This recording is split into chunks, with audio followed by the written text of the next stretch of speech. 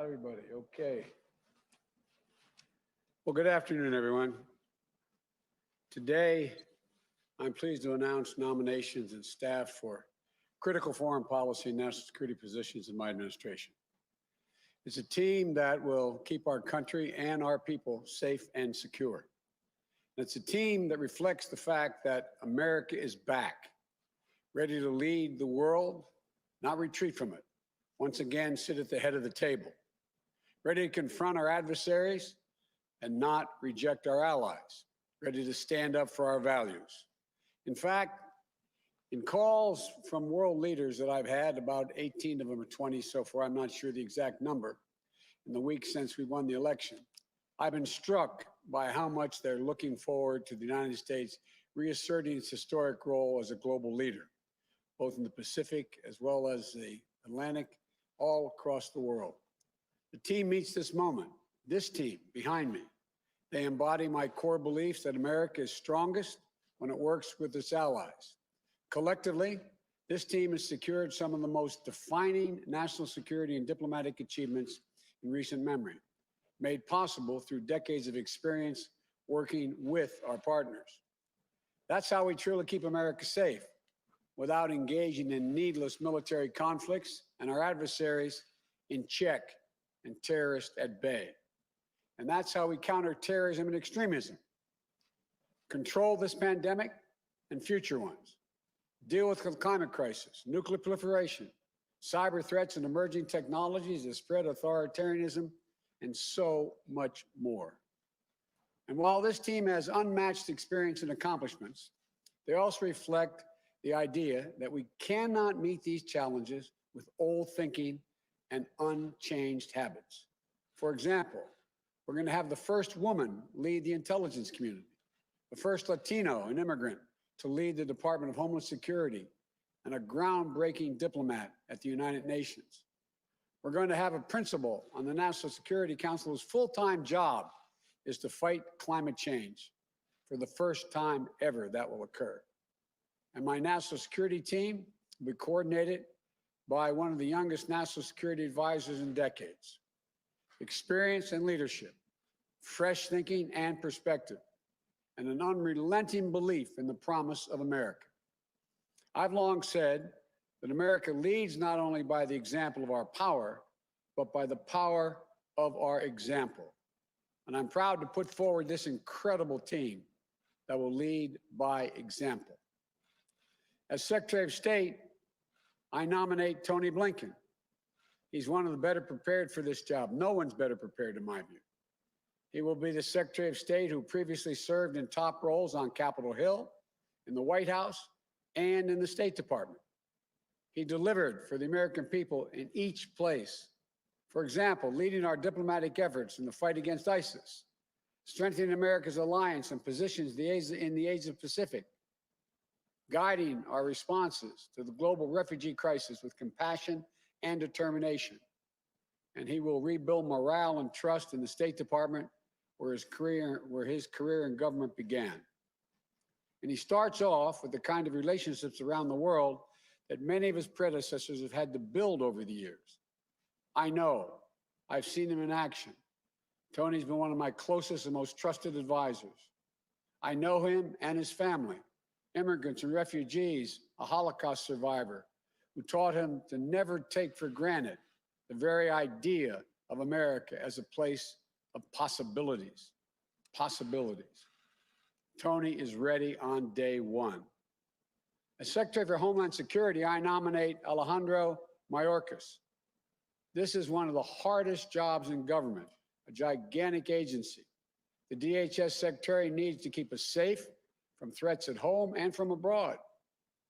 And it's the job that plays a critical role in fixing our broken immigration system. After years of chaos, dysfunction, and absolute cruelty at DHS, I'm proud to nominate an experienced leader who has been hailed by both Democrats and Republicans.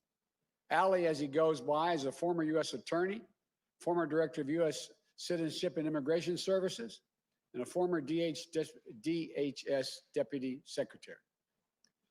Helped implement DACA, prevented attacks on the homeland, enhanced our cybersecurity, helped communities recover from natural disaster, combated Ebola and Zika. And while DHS affects everyone, given its critical role in immigration matters, I'm proud that for the first time ever, the department will be led by an immigrant, a Latino, who knows that we are a nation of laws and values. And one more thing, today's his birthday. Happy birthday, man. Happy birthday. He's 21. As a director of national intelligence, I nominate Avril Haines, the first woman ever to hold this post. To lead our intelligence community, I didn't pick a politician or a political figure. I picked a professional. She's eminently qualified. Former deputy director of the CIA, former deputy national security advisor to President Obama, and a fierce advocate for telling the truth and leveling with her decisions with the decision makers. Straight up, nothing unnecessary. I know because I've worked with her for over a decade. Brilliant, humble, can talk literature and theoretical physics, fixing cars, flying planes, running a bookstore cafe, all in a single conversation because she's done all that. And above all, she gets word of a threat, if she gets word of a threat coming to our shores, like another pandemic or foreign interference in our elections, she will not stop raising alarms until the right people take action. People will be able to take her word because she always calls it as she sees it. I believe we are safer with Avril on the watch. I think she can make a great contribution. And as United States Ambassador to the United Nations, I nominate Linda Thomas Greenfield, a seasoned and distinguished diplomat with 35 years in the Foreign Service who never forgot where she came from, growing up in segregated Louisiana. The eldest of 8, her dad couldn't read or write, but she says he was the smartest person she knew. First in her family to graduate from high school, then college. The whole world literally ahead of her, as her dad and mom taught her to believe. Post in Switzerland, Pakistan, Kenya, the Gambia, Nigeria, Jamaica, Liberia, where she was known as the People's Ambassador. Willing to meet with anyone, an ambassador, a student, working people struggling to get by, and always treating them with the same level of dignity and respect. She was our top State Department official in charge of African policy during the Ebola crisis. She received overwhelming support from her fellow career Foreign Service officers. And she'll be at cabinet status because I want to hear her voice on all the major foreign policy discussions we have. And my national security advisor, I choose Jake Sullivan. He's once in a generation intellect with experience and temperament for one of the toughest jobs in the world. When I was vice president, he served as my national security advisor. He was a top advisor to Secretary of State Clinton. He helped lead the early negotiations that led to the Iran nuclear deal. He helped broker the Gaza ceasefire in 2012, played a key role in Asian Pacific rebalance in our administration. And in this campaign for the presidency, he served as one of my most trusted advisors on both foreign and domestic policy, including helping me develop our COVID-19 strategy. Jake understands my vision that economic security is national security, and it helps steer what I call a foreign policy for the middle class, for families like his growing up in Minnesota, where he was raised by parents who were educators and taught him the values of hard work, decency, service, and respect. What that means is to win the competition for the future, we need to keep us safe and secure and build back better than ever. We need to invest in our people, sharpen our innovative edge, unite the economic might of our democracies around the world to grow the middle class and reduce inequity, and do things like counter predatory trade practices that our competitors and our adversaries. And before I talk about the final person today, let me talk about this new position. For the first time ever, the United States will have a full-time climate leader who participate in ministerial level meetings. And that's a fancy way of saying they'll have a seat at every table around the world. For the first time ever, there will be a principal on the National Security Council who can make sure climate change is on the agenda in the Situation Room. For the first time ever, we will have a presidential envoy on climate. He will be matched with high-level White House climate policy coordinator and policy-making structure to be announced in December. And that'll lead efforts here in the United States to combat the climate crisis, mobilize action to meet the existential threat that we face. Let me be clear. I don't for a minute underestimate the difficulties of meeting my bold commitments to fighting climate change. But at the same time, no one should underestimate for a minute my determination to do just that. And as for the man himself, if I had a former Secretary of State who helped negotiate the Paris Climate Accord, or a former presidential nominee, or a former leading senator, or the head of a major climate organization for the job, they would show my commitment to the United States and the whole world. The fact that I picked the one person who is all of these things speaks unambiguously to my commitment. The world will know that with one of my closest friends, John Kerry, he's speaking for America on one of the most pressing threats of our time. No one I trust more. To this team, I thank them for accepting this call to service. And for their families, I thank you all for your sacrifice. You know, we could not do this without you, in my view. Together, these public servants will restore America globally, its global leadership, and its moral leadership, and will ensure that our service members, diplomats, and intelligence professionals can do their job free of politics. They'll not only repair, they'll also reimagine American foreign policy and national security for the next generation. And they'll tell me what I need to know, not what I want to know, what I need to know. To the American people, this team will make us proud to be Americans. And as more states certify the results of this election, there's progress to wrap up our victory. You know, I'm pleased to have received the ascertainment from GSA to carry out a smooth and peaceful transition of power, so our teams can prepare to meet the challenges at hand, to control the pandemic, to build back better, and to protect the safety and security of the American people. And to the United States Senate, I hope these outstanding nominees received a prompt hearing and that we can work across the aisle in good faith to move forward for the country.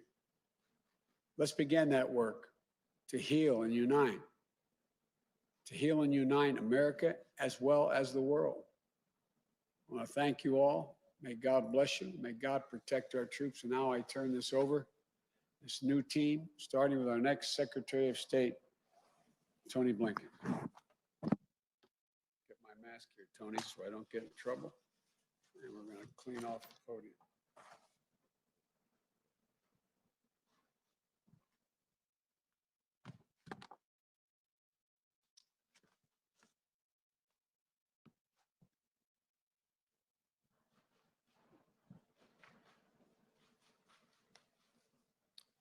Good afternoon. Mr. President-elect, Vice President-elect Harris, thank you for your trust and your confidence. If confirmed by the United States Senate, I will do everything I can to earn it. Mr. President-elect, working for you, having you as a mentor and friend has been the greatest privilege of my professional life. So many people have brought me to this day, from college classmates to bandmates, my colleagues in the Clinton and Obama administrations, in the Senate, and at the State Department. I thank them all, and I ask forgiveness for my insatiable appetite for bad puns. Mostly, I'd like to thank my family, sisters and sisters-in-law, brothers-in-law, nieces and nephews, my wonderful in-laws, the Ryans, and especially my wife, Evan Ryan, and our children, John and Lila. They are truly my greatest blessings. For my family, as for so many generations of Americans, America has literally been the last best hope on earth. My grandfather, Maurice Blinken, fled pogroms in Russia and made a new life in America. His son, my father, Donald Blinken, served in the United States Air Force during World War II and then as a United States ambassador. He is my role model and my hero. His wife, Vera Blinken, fled communist Hungary as a young girl and helped future generations of refugees come to America. My mother, Judith Pizarro, builds bridges between America and the world through arts and culture. She is my greatest champion. And my late stepfather, Samuel Pizarro. He was one of 900 children in his school in Białystok, Poland, but the only one to survive the Holocaust after 4 years in concentration camps. At the end of the war, he made a break from a death march into the woods in Bavaria. From his hiding place, he heard a deep rumbling sound. It was a tank, but instead of the Iron Cross, he saw painted on its side a 5-pointed white star. He ran to the tank. The hatch opened. An African-American GI looked down at him. He got down on his knees and said the only 3 words that he knew in English that his mother had taught him before the war. God bless America. That's who we are. That's what America represents to the world, however imperfectly. Now, we have to proceed with equal measures of humility and confidence. Humility because, as the President-elect said, we can't solve all of the world's problems alone. We need to be working with other countries. We need their cooperation. We need their partnership. But also confidence, because America at its best still has a greater ability than any other country on earth to bring others together to meet the challenges of our time. And that's where the men and women of the State Department, Foreign Service officers, civil servants, that's where they come in. I've witnessed their passion, their energy, their courage up close. I've seen what they do to keep us safe, to make us more prosperous. I've seen them add luster to a word that deserves our respect: diplomacy. If confirmed, it will be the honor of my life to help guide them. And so thank you all, and may God bless America.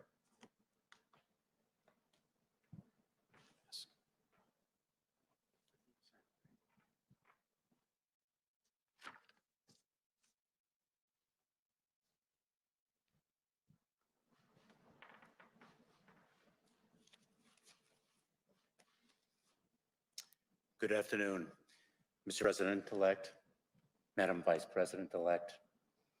Thank you for placing your trust in me to lead the Department of Homeland Security. Thank you for the privilege of returning, with the consent of the Senate, to government service as a member of your administration. It is the honor of a lifetime. The Department of Homeland Security has a noble mission to help keep us safe and to advance our proud history as a country of welcome. There are more than 240,000 career employees who selflessly dedicate their talent and energy to this mission. Many risk their lives in doing so.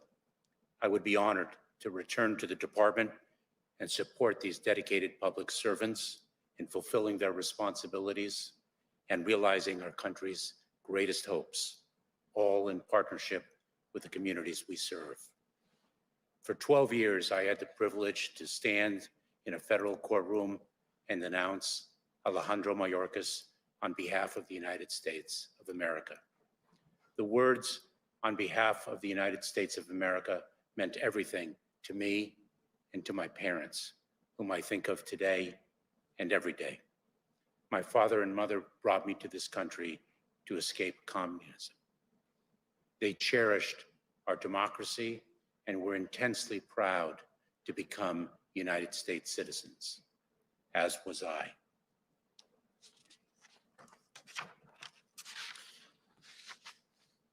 I have carried that pride throughout my nearly 20 years of government service and throughout my life. My parents are not here to see this day. Mr. President-elect, Madam Vice President-elect, please know that I will work day and night in the service of our nation to ably lead the men and women of the United States Department of Homeland Security and to bring honor to my parents and to the trust you have placed in me to carry your vision for our country forward. Thank you. Thank you. Good job.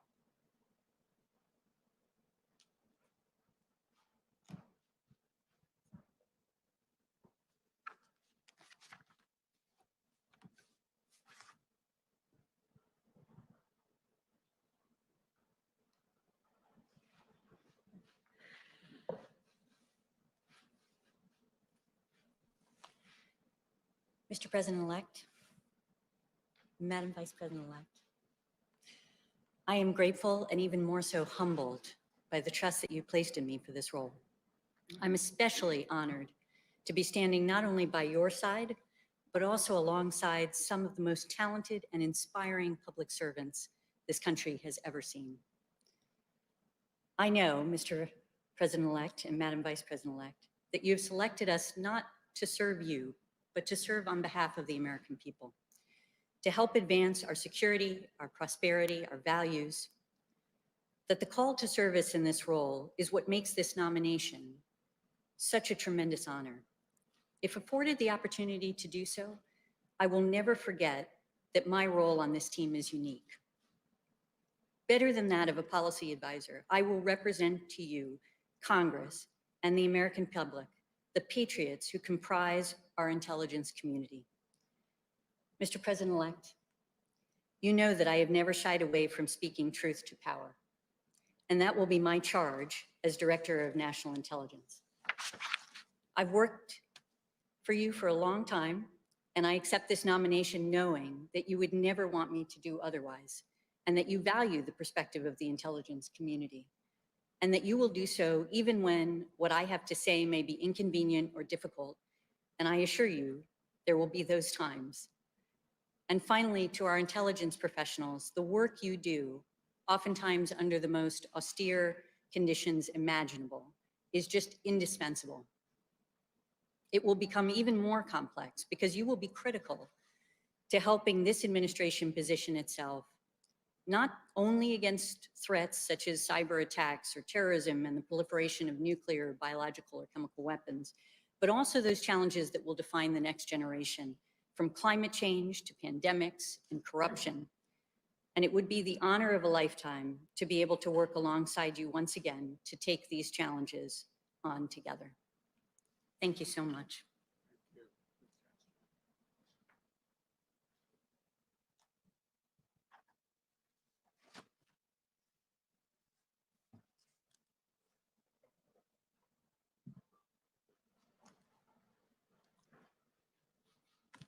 Good afternoon, Mr. President-elect, Madam Vice President-elect. I'm humbled and honored by the trust that you have placed in me to become a member of your cabinet as ambassador to the United Nations. In the years that I've worked in government, I'm always struck by how only in America would we be where we are today, where life can be hard and cruel, but there's hope in the struggle. There's promise in our dreams, where you learn to believe in yourself and that anything is possible. Like both of you, I learned from my family. Mr. President-elect, thank you for those generous words that you said about me. My parents had very little back in Louisiana where I grew up, but they gave me and my siblings everything they had. And I know how proud they would be of this day. On this day, I'm also missing my mentor, Ambassador Ed Perkins, who served as the US Ambassador to the United Nations under President George H.W. Bush and President Clinton, and who was also from Louisiana. He told me constantly, Linda, don't undersell yourself. And he would always do everything possible to lift me up. He passed away last week, but I know he's here with us today. And on this day, I'm thinking about the American people, my fellow career diplomats and public servants around the world. I want to say to you, America is back. Multilateralism is back. Diplomacy is back. Mr. President-elect, I've often heard you say how all politics is personal And that's how you build relationships of trust and bridge disagreements and find common ground. And in my 35 years in the Foreign Service across 4 continents, I put a Cajun spin on it. I called it Gumbo Diplomacy. Wherever I was posted around the world, I'd invite people of different backgrounds and beliefs to help me make a roux and chop onions for the Holy Trinity and make homemade gumbo. It was my way of breaking down barriers, connecting with people, and starting to see each other on a human level. A bit of lagniappe is what we say in Louisiana. That's the charge in front of us today. The challenges we face, a global pandemic, the global economy, the global climate change crisis, mass migration and extreme poverty, social justice, are unrelenting and interconnected, but they're not unresolvable if America is leading the way. Thank you.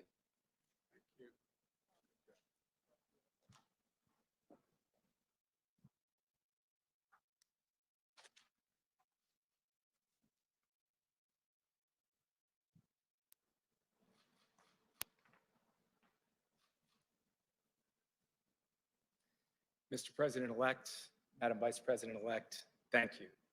Mr. President-elect, I am honored and humbled by the immense responsibility that you placed in me of being your national security advisor.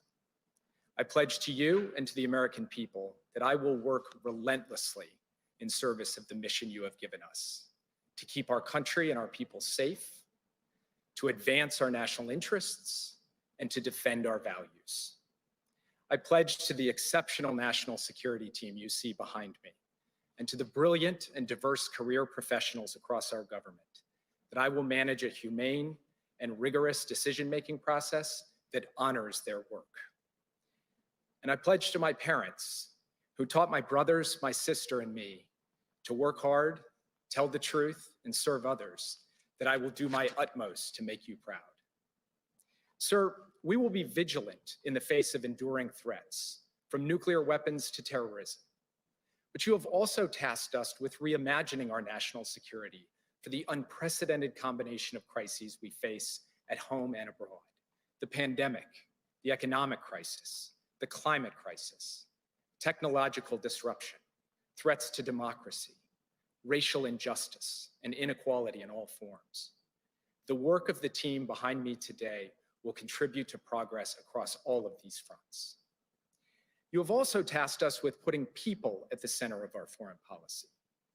You've told us that the alliances we rebuild, the institutions we lead, the agreements we sign, all of them should be judged by a basic question: will this make life better, easier, safer for families across this country?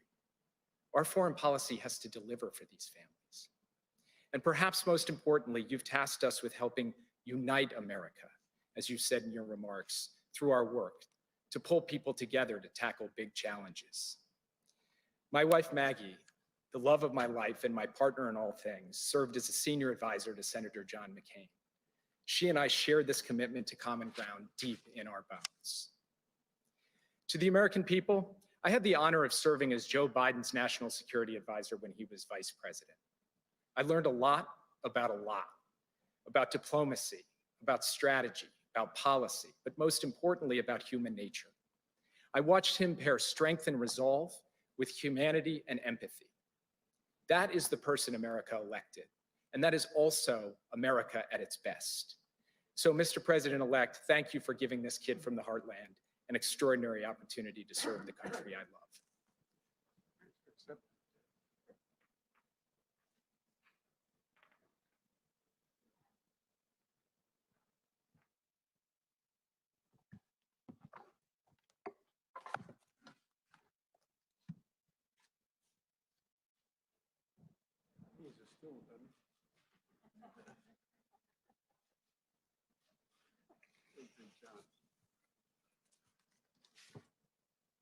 Mr. President-elect, Vice President-elect Harris, thank you, Mr. President-elect, for your generous words. And most of all, thank you for the trust and the responsibility of this appointment. I will do all in my power to live up to your expectations and to this moment for our country and for the world. And I begin by thanking my family for empowering me and encouraging me to take this task on. Secretary-designate Blinken, we've worked together for many years on the Foreign Relations Committee and at Foggy Bottom, and it will be a huge pleasure to partner with you again. You will be a terrific secretary. Mr. President-elect, you've put forward a bold, transformative climate plan. But you've also underscored that no country alone can solve this challenge. Even the United States, for all of our industrial strength, is responsible for only 13% of global emissions. To end this crisis, the whole world must come together. You're right to rejoin Paris on day one. And you're right to recognize that Paris alone is not enough. At the global meeting in Glasgow 1 year from now, all nations must raise ambition together, or we will all fail together. And failure is not an option. Succeeding together means tapping into the best of American ingenuity, creativity, and diplomacy, from brain power to alternative energy power, using every tool we have to get where we have to go. No one should doubt the determination of this president, vice president. They shouldn't doubt the determination of the country that went to the moon, cured supposedly incurable diseases, and beat back global tyranny to win World War II.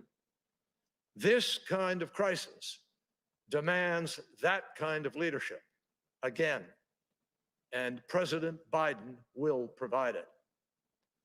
The road ahead is exciting, actually. It means creating millions of middle-class jobs.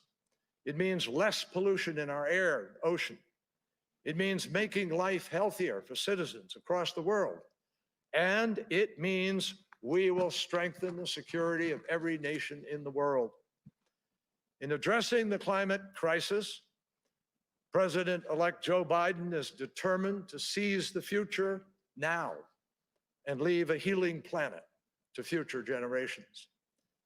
57 years ago this week, Joe Biden and I were college kids when we lost the president who inspired both of us to try to make a difference. A president who reminded us that here on earth, God's work must truly be our own. President Joe Biden will trust in God, and he will also trust in science to guide our work on earth to protect God's creation. Mr. President-elect, Vice President-elect Harris, I look forward to getting to work. Thank you.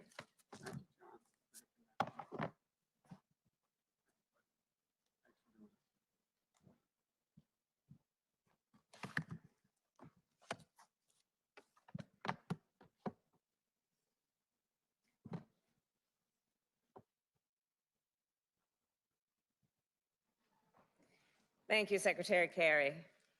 And congratulations, Mr. President-elect, on bringing together this extraordinary team. I have always believed in the nobility of public service, and these Americans embody it. Their lives and careers are a testament to the dedication, sacrifice, and commitment to civic responsibility that have strengthened our democracy and kept America's promise alive for more than 200 years. President-elect Biden and I have long known that when we were elected, we would inherit a series of unprecedented challenges upon walking into the White House. Addressing these challenges starts with getting this pandemic under control, opening our economy responsibly, and making sure it works for working people. And we also know that our challenges will require us here at home to overcome those issues that block our ability to proceed. Our challenge here is a necessary foundation for restoring and advancing our leadership around the world. And we are ready for that work.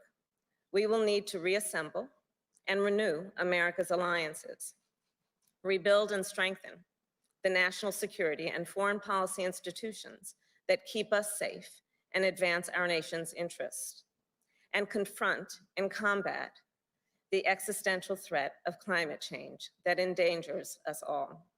I take these issues very seriously. My whole career has been about keeping people safe, from serving as district attorney to California's Attorney General to the United States Senate, where I have served on the Intelligence and Homeland Security committees. I've come to know firsthand the gravity of the challenges and threats facing the United States. And over the past few months, I've also come to know the sound judgment, expertise, and character of the people on this stage. I can say with confidence that they are, to a person, the right women and men for these critical positions. And I look forward to working alongside them on behalf of the American people and on behalf of a president who will ask tough questions, demand that we be guided by facts, and expect our team to speak the truth, no matter what. A president who will be focused on one thing and one thing only: doing what is best for the people of the United States of America. When Joe asked me to be his running mate, he told me about his commitment to making sure we selected a cabinet that looks like America, that reflects the best of our nation. And that's what we have done. Today's nominees and appointees come from different places. They bring a range of different life and professional experiences and perspectives.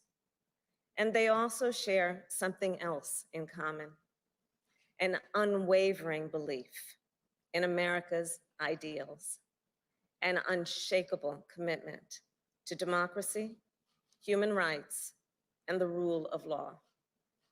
And they understand the indispensable role of America's leadership in the world. These women and men are patriots and public servants to their core. And they are leaders, the leaders we need to meet the challenges of this moment and those that lie ahead. Thank you.